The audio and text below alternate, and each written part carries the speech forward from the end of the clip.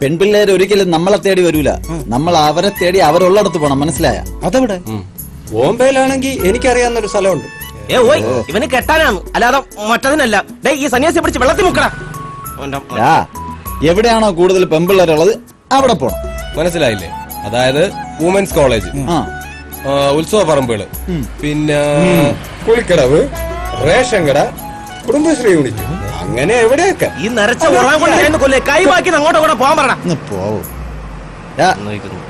നീ നാളെ തന്നെ ഇവനെ കൊണ്ട് ഈ സ്ഥലത്തൊക്കെ ഒന്ന് പോവാം, എന്നിട്ട് ഒരെണ്ണത്തിന് റെഡിയാക്ക്. ചിലപ്പോ ഒത്താല ചെയ്യാം. ഒരെണ്ണത്തിന് സെറ്റ് ചെയ്ത് കൊറേ ജീവിച്ച് പോട്ട്. ചെല്ല് ചെല്ല് ചെല്ല്.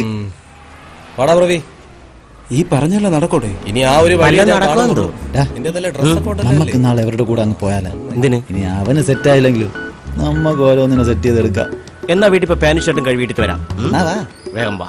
ഞാനും വരാം.